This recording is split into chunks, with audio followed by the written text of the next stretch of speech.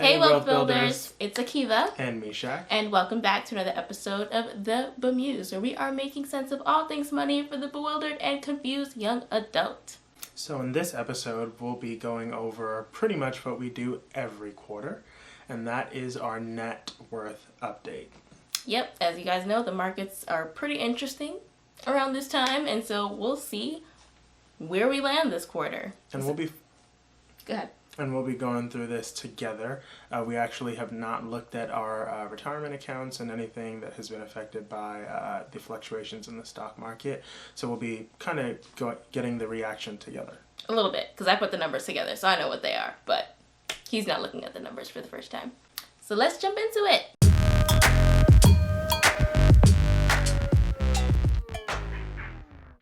Almost forgot to say something super important. So this video is going up Friday, April 3rd, 2020, which is a super special day for two reasons. Do you know what those reasons are? What are those reasons? It's our channelversary! So the news turns 2.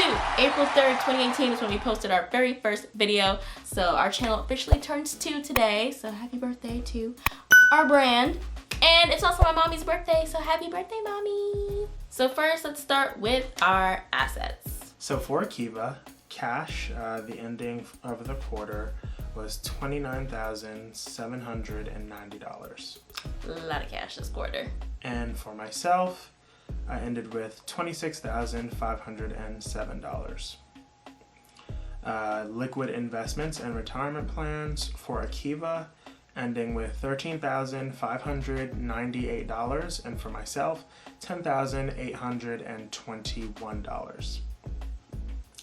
Then for personal property, first line item there is cars or automobiles. For Akiva, the value of her car is estimated to be $7,580, and the value of my car is estimated to be $1,730. And the final category in the assets section is personal or business property, and only Akiva has something in that line, and for her that is $500, and as we've mentioned before in some of our net worth updates, that is the value that she has placed on the camera and other items that we use to run the channel. Yeah, so if I was in a bind, I ever needed to sell any high ticket items such as business related property, it's also, my little couch, just things that I can sell if I really needed some cash. So that's what that little item's for. So total assets for Akiva is $51,467, and total assets for myself is $39,058. That is a grand total of combined assets as $90,525. I just had a thought. We only have 2 more net worth updates before these things start getting actually combined. When you put it that way. Yeah, I guess so. Alright, now let's move down to the liability section, which has gotten a bit smaller since our last net worth update. So first we have our credit cards. As you guys know, we do not carry a balance on our credit cards. We get that question all the time. We put a placeholder because it's money that we owe as of that date, March 31st, but it isn't true debt balances. It's just what happens to be on our cards on that day. We always pay our cards off in full every single month. So we do not accrue interest. We don't carry over balances. So as of the end of the month, I had $1,026 on my cards. I have 5 credit cards, so all of my balances together, it was $1,026. And Misha actually owed nothing on any of his 3 credit cards when I checked on the 31st. So that's that. The car note, as you guys know, is no longer there. We talked about that in our last net worth update, so that has now been taken off of this screen because I paid off my car at the end of December. So we showed that last net worth update, and so that is no longer going to be a line item going forward, thankfully. And then our largest and last line item here is student loans. As you guys know, we are both in a lot of student loans. I made an update video, I think maybe about a month or so ago now. I don't even know when I did that, basically talking about what I was doing in terms of my debt payoff strategy, which given the current climate with the loan suspension and all the stuff happening because of coronavirus and the CARES Act it's actually changed again, but we'll save that for another video. So now my balance is $80,772. So really close to that 80,000 even mark now. And Mishak's student loan balance as of March 31st was $85,328. And so together we have a combined $166,100 in student loan debt. And so that brings our total liabilities to $167,126. And then that brings us to our total net worth. For me, my net worth now stands at negative $30,331. Mishak's net worth stands at negative $46,270 for a combined net worth of negative $76,601. So now let's go back and compare against where we were at the end of last quarter, at the beginning of the year, versus where we are now. Talk about some of the things that have changed, things that have happened that have accounted for those different changes. So let's start with my net worth and how that's changed over the quarter.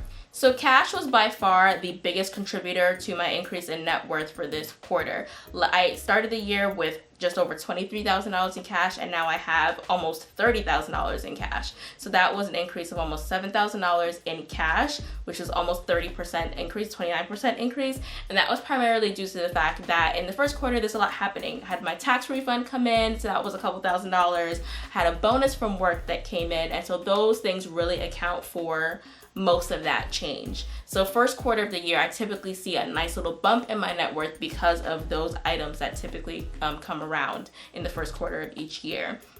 And so my cash definitely increased, along with some other saving that I did just out of my regular paychecks. And I did get a small raise this year too, so got a little bit more money to save. The second line, and this is the line I was actually most interested in this quarter given the markets, which is my liquid investments and retirement plans, which is primarily my Roth 401k, my retirement plan. I also have two small little tiny brokerage accounts on the side that maybe sum up to maybe $300-400, but the rest of it is largely my retirement account. And so actually, it went up $680. My investments went up between the end of last year and where we are now. But that may look good on paper, on a surface level, but when you really drill down to what happened, this actually sucks pretty bad, because this quarter alone, my contributions were like $1,400, and then I got my employer match. My employer matches my 401k contributions once a year, and the employer match came through, and that was $2,265. So really, considering the fact that, what is that, 4, 5, 6, that almost $3,700 went in, yet the value only increased like $600. Like, that's a lot of money that was lost. We lost like $3,000 this quarter. So, sucked really bad. According to when I logged in my portal, it said I was down 21.1% for the quarter. But that's okay. I mean, all in all, it still was an increase. So I'm not gonna fret about it. Markets go down, markets gonna go back up. It's all gonna be fine. It's gonna be great. Got a long time horizon in front of us, so I am not worried. Then my car, as you guys know, vehicles are usually depreciating assets. For some reason, Misha seems to be fluctuating up and down, and this quarter was up again, so okay. But usually my car value will drop a few $100s every quarter. So this quarter, my car value, according to Carfax, dropped $370, which 5%, which is like right in line with what I pretty much expected it to be. In personal property, that holds at $500 a quarter. And so all in all, my assets increased just over $7,000 for the quarter, or 16% increase. Then for liabilities, credit cards, like I said, it doesn't really mean anything. It just happened to be what I owed on that day. Student loans is really where you see a significant difference this quarter. As you guys know who've been watching the channel for a while, previously the payments I was making was only enough to cover the interest that was accruing. So my student loan balance really has not moved since we've been doing these net worth updates. You can look at the first one up until now, and you will see that they were right around the same number, because I was making interest only payments. So now that I have actually started hitting the principal, you'll see that my principal balance dropped $1,276 over this quarter, and so it's only 2%, but we're making progress. We dropped from $82,000 down to $80,700. So, you know, we're making progress. Like I said, that will likely change just a little bit my strategy now that we don't have required payments for the next 6 months, but like I said, we'll save that for another video. And so all in all, my net worth increased from negative $38,328 to negative $30,331, which is an increase of 21%, which I am super happy with, especially in this climate. I'm super happy to have a 21% net worth increase within 3 months. And so I am very happy about that. And it's really nice to see that I'm getting up there to, you know, negative 30. It's like right there. It's a nice even number. Granted, we still have a lot of money to put out for the wedding and different things like that, so there will be money leaving the portfolio. So we'll see how that plays out over the course of the rest of the year as we march forward with our wedding planning. But for now, still seeing an increase in net worth, so super excited. And then for myself, so let's start with assets. So under cash, I saw a $2,772 change, actually an increase in my cash in my various accounts. So that's about a 12% increase for my liquid investments and retirement plans. And actually, before I go into the liquid investment and retirement plans, similarly to Akiva, my cash reserves have honestly taken a big hit. I'm honestly surprised that it's just $2,000 because I also did have my tax refund deposited into my accounts and stuff like that in the first quarter, but I also realized that a lot went out. For this past quarter, I actually put a lot more things towards the wedding than Akiva might have, so my cash, you know, was definitely going down a lot more than hers did. So it is what it is, obviously at the end of the quarter, but it was just kind of sad to see only a 12% increase. That's pretty big, but it's just, there was a lot of... It's also good to see that you're trending in the right direction. Like, if we were paying for this wedding and our net worth was suffering because of it, like, that's kind of the whole premise, is that even you can make life decisions that aren't necessarily like the best from a purely financial perspective. Obviously, not spending money on a wedding will be a smart financial decision, but for the fact that we're not putting ourselves back because of it, that's really encouraging to see. So now on to liquid investments and retirement accounts. So for myself, I actually saw a loss of $6. So change percent-wise was, well, it's showing basically negative nothing. 0%.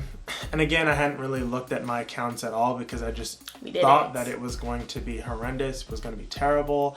So again, although I didn't make anything, a $6 loss is not that bad. It's also something where it's like, you know, that's also a lot of money to lose with what has gone into my account.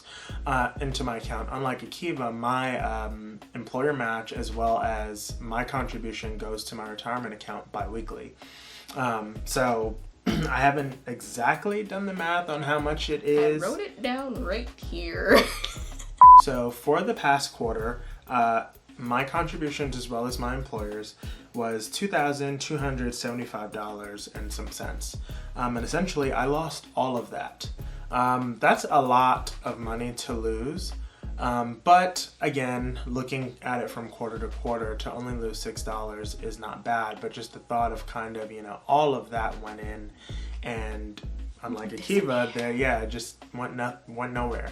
I mean, most of mine went nowhere too. So I'm definitely hoping that over the next couple of quarters, when things hopefully rebound, that we'll see some sort of, you know, growth in that line item in our next quarterly update. Next, moving on to personal property. For my car, we saw about $120 change, or 7%, in that line item. And then for total assets, we saw a total increase in total assets up to $2,886. So that's about an 8% increase. So overall, still not too bad considering everything that's going on. The main contributor to that is really my cash that I've been saving and putting aside. So like Akiva said, although we are paying for the wedding and also doing some other little personal things that we might spend money on, you know, we're still growing. Our cash reserves are still growing. We are going to be, some of that is going to be leaving as we pay for more things for the wedding later on throughout the year. Hopefully, due to the current climate, we don't have to make any adjustments to our wedding. But kind of a plug for whatever, at least we have wedding insurance. So. That's true. There's another video that we did on that. We did see a couple people go back to that video and comment, oh, you got, I'm glad you guys got wedding insurance. Me too. And it's also important to note that unlike a lot of people, our incomes have not been affected by this whole coronavirus crisis, which is a blessing in and of itself. We still are maintaining our usual paychecks. And so that has definitely contributed to us being able to consistently increase our net worth, even during a down market and time like this, that at least our employment is stable. Next, moving on to liabilities. So in credit cards, we actually saw an increase. And again, it's kind of not really a real increase because we don't carry a balance on our credit cards, as Akiva has mentioned before. So for myself, like she mentioned earlier, credit card balances were at 0 when she checked the last day of the quarter. So we're not even going to pay attention to that. And for student loans, actually saw a slight increase there. Change of $63, so not really much in percent wise, still 0%. A slight decrease. Student loan balance, a good thing. Yeah, a decrease in student loan balance, but an increase, positive increase in the change. So total liabilities saw a increase, or a decrease rather, sorry. Positive change, but decrease in the liabilities. So positive amount of, or decreased amount of $464 or 1%. And I don't really think that that's accurate because again, the only thing that's showing positive, well, not the only thing, the credit cards account for $401 from one quarter to the next. And I don't really think that that's, true. It should really be $63. Well, yeah, if you exclude the credit card, then yeah, it will be $63 if you exclude the credit cards. But I'll take it. I'll take the win. So that is a change of 1%. And total net worth for myself. So have a positive change, thankfully, increased by $3,350, which is a 7% increase in net worth. Yep, and the exciting part is Misha, I don't think, has changed he's continuing his student loan payments as usual, even during this payment suspension and interest rate freeze. And so I know some people have asked before about his student loan balance because people have seen it growing over the course of our net worth updates. And so the good news is that with those payments, hopefully by the end of that 6-month period, he would have paid down a good, at least a little good chunk of the student loan balance too. So this suspension is really, really helping. Like I said, in addition, we're really in an ideal scenario. Like I said, we've maintained our same income and now we have less expenses in terms of our student loan debt. So we're really able to have a lot of flexibility and really able to kind of tackle things if we need to and if we want to. So doing pretty good. Can't complain. So thanks for watching this video. Don't forget to subscribe and hit the notification bell so you never miss when we post new content. And of course, if you're interested in getting cool shirts like the ones Akiva and I are wearing, down in the description, you'll be able to click on our link to take you over to our Etsy shop. Thanks for watching. We'll see you in the next one. Bye. Don't forget to subscribe. I already said that. I gotta emphasize it though. Bye. Bye, guys.